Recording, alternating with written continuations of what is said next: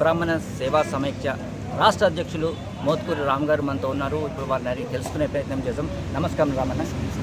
మీరు యువకులు రాష్ట్ర అధ్యక్ష బాధ్యతలు చేపట్టిన అనతి కాలంలో చాలా కార్యక్రమాలు చేపట్టారు. అసలు మీ ఏముందన్నా ఈ బ్రాహ్మణులకు ఎలాంటి అభివృద్ధి చేస్తే బ్రాహ్మణులకు వాళ్ళ భవిష్యత్తు బాగుపడుతుందండి? నా బ్రాహ్మణ సమాఖ్యలో బ్రాహ్మణ సంఘంలో అందరి పేరుకు మాత్రం ఊసలేమే కానీ చాలా నిరుపేద కుటుంబాలు ఉన్నాయి. కనీసము మనము మరణించినప్పుడు వారిని శ్మశానంలో తీసుకెళ్ళి మన కాలబడి స్థలాలు లేదు. ప్రతి జిల్లాలో ఒక అపరకర్మ భవనం ఉండాలి, బ్రాహ్మణులకు ఒక బ్రాహ్మణ భవనం ఉండాలి. ఇప్పుడు గవర్నమెంట్ ఇచ్చే స్కీమ్లలో ఇందిరా మిల్ లాంటిది, వైట్ రేషన్ కార్డు లాంటివి తప్పకుండా ఈ స్కీములు ప్రతి బ్రాహ్మణికి అందే విధంగా, పేద బ్రాహ్మణికి అందే విధంగా ప్రయత్నం చేసి నా ఉద్దేశం అన్నది. ఇంకోటి ఏంటంటే, పాత ప్రభుత్వం ప్రవేశపెట్టిన బ్రాహ్మణ పరిషత్ దాంట్లో అన్ని స్కీములు యథావిధంగా కొనసాగడానికి ప్రయత్నం చేస్తున్నాం. త్వరలో ఒక 10 రోజుల్లో అందరికీ ఒక శుభమైన వార్త అందజేస్తానని, దానికోసమే నాది ఏంటంటే నేను చేసే సాధన, నేను చేసే ప్రయత్నాలు ఎప్పుడు ప్రపంచ వార్తలు చదవకుండా నేను చాలా లోతుగా నిశ్శబ్దంగా చేస్తున్నా. 10 రోజుల్లో అందరికీ శుభవార్త అందజేస్తాను. ముఖ్యంగా చూసినట్టయితే బ్రాహ్మణ పరిషత్లో ఆపద్ధర్మ నీతి అని చెప్పేసి కూడా మీరు కొత్తగా వచ్చాడు. అంటే గతంలో ఉన్నది, కానీ ఇప్పుడు మాత్రం కొత్తగా మీరు దానికి ఒక కొత్త రూపాన్ని తీసుకొచ్చారు. అనతి కాలంలోనే ఎంతోమంది పేద బ్రాహ్మణులకు ప్రమాదం చోటు చేసుకున్నప్పుడు కానీ, వాళ్ళ పరిస్థితి బాగాలేనప్పుడు కానీ కూడా మీరు సాయం చేసినట్టు కూడా కొన్ని వార్తలు వినిపించాయన్న. పేద బ్రాహ్మణునికి వైద్యపరంగా కానీ విద్యాపరంగా సమస్య వచ్చినప్పుడు ప్రభుత్వం ఏనో లేకుంటే మన సభ్యులమే ఆ టైం ప్రకారంగా మనిషికి 1000, 100, 500 వేసుకుని సహాయం చేస్తున్నారు. అది అందరికి అందుతుంది, అందరికీ. కానీ ఇప్పుడు మన తెలంగాణ బ్రాహ్మణ సేవా సంఘ సమాఖ్యలో ఒక మూలధన నిధి అని ప్రారంభించి దానికి ఒక చార్ట్ అకౌంటెంట్, ఒక అడ్వకేట్లు, మంచి దాని గురించి జ్ఞానం పరిపూర్ణంగా వ్యక్తులను సంఘానికి సంబంధం ఉన్నా కూడా వారు ఏ పోస్టులు లేని ఒక 5 నియమించి వారి ద్వారా ఏ జిల్లాలో అయితే ఒక పేద బ్రాహ్మణునికి విద్యా సహాయం కానీ వైద్య సహాయం కావాలంటే మన సంఘం ఉంది, మన సంఘంలో సభ్యత్వం ఉన్నందుకు మనకి సహాయం అందిన ఉద్దేశాన్ని కోసం నేను నిధి కోసం ప్రయత్నిస్తున్నాను. నా ఇప్పుడు రాష్ట్ర కార్యవర్గం తదనంతరం ముఖ్య కార్యాచరణ ఫస్ట్ సంతకం పెట్టేది మూలధన నిధి వల్ల చాలామంది బ్రాహ్మణులకు ఇతోధికంగా సహాయాలు అందుతాయి.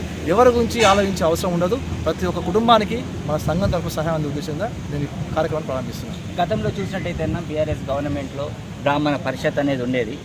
అంటే ఇప్పటికి కూడా పరిషత్ ఉన్నది, కానీ కాంగ్రెస్ గవర్నమెంట్, రేవంత్ గవర్నమెంట్ వచ్చేసిన తర్వాత మాత్రం పరిషత్ అనేది మూలాన పడ్డది. అసలు దాన్ని లేక ఎంతోమంది అటు వివేకానంద స్కీములు కానీ, ఇటు బ్రాహ్మణ పరిషత్ బెస్ట్ స్కీమ్ ద్వారా కూడా ఎంతోమంది పేద బ్రాహ్మణులకు చాలా వినియోగమయ్యేది. కానీ ఇప్పుడు మాత్రం అది ఉన్నదా లేదా అనే ఒక తటస్థ పరిస్థితిలో ఉండిపోయింది. అసలు దాన్ని మళ్ళీ సేమ్ యాస్టీస్గా బీఆర్ఎస్ గవర్నమెంట్లో ఏ విధంగా బ్రాహ్మణ పరిషత్ స్కీమ్స్ వచ్చాయో మళ్ళీ అదే విధంగా రావాలంటే మీరు ఎలాంటి కార్యాచరణ చేయాలి? మీరు చూశారు, ఈ మధ్యలో మన బ్రాహ్మణ సంఘం గ్రూప్లో నేను పిలిపించాను. అది ప్రభుత్వం చేరింది. మీకు మీడియాపరంగా కాకుండా మీకు అన్ని సమాచారం అందిస్తా. తప్పకుండా బెస్ట్ స్కీమ్ నాకు తెలిసి నెల రోజుల్లోపు, ఇది అందరు చెప్పే విధంగా కాదు, నెల రోజుల్లోపు బెస్ట్ స్కీమ్ ప్రతి ఒక్క విదేశీ విద్య కోసం అందరికీ అందుతుంది. అంతేకాకుండా గతంలో ఏదైతే స్కీములు కొనసాగించారో అలాంటి మొత్తం స్కీములు యథావిధంగా ఉండే విధంగా ఉంటుంది. దానికి కమిటీని కూడా చేసే ప్రయత్నం ఉన్నారు. లేకుండా ఇప్పుడు వైస్ చైర్మన్గా శైలరామయ్య గారు ఉన్నారు. తప్పకుండా ప్రతి స్కీమ్ ప్రతి ఒక్క బెనిఫిషరీకి అందే విధంగా మేము ప్రయత్నం చేస్తున్నాం. మేము చేసే ప్రయత్నం ప్రభుత్వంకి చేరింది.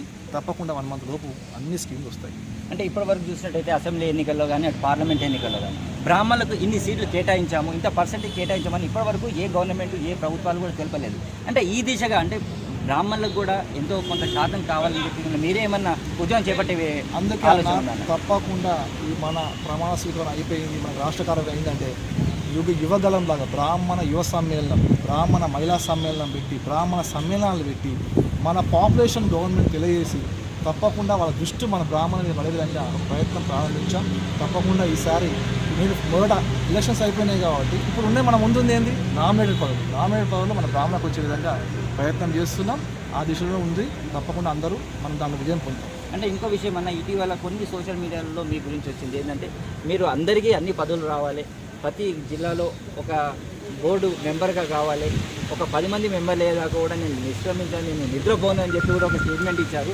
అంటే అది సాధ్యం కావాలంటే ఏ దిశగా పోవాలి? అది నా ప్రయత్నం కాదు. ప్రతి దేవాలయంలో, ఒక ఎండోమెంట్ దేవాలయంలో తప్పకుండా ఒక బ్రాహ్మణుడు ఉండాలి. అది ఇప్పుడు ఆంధ్రప్రదేశ్లో జరుగుతుంది.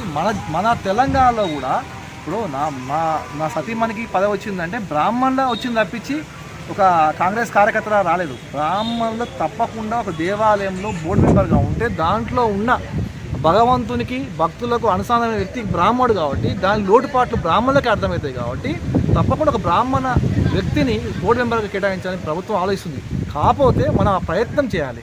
మన దగ్గర ఉన్న ఒక ఎమ్మెల్యేని కలిసి మన ఈ ఎండోమెంట్ ట్రస్ట్ బోర్డు పడగానే మన బ్రాహ్మణ నుంచి ఒక మనం ఒక సూచన చేసి అందరూ సమ్యకంగా ఈ సంఘం తరఫున వెళ్ళి ఈ మనిషికి బోర్డు మెంబర్గా ప్రకటించండి అని చెప్పి లెటర్ తీసుకొస్తే తప్పకుండా ఆ దిశ నేను కూడా ప్రయత్నాలు చేస్తా.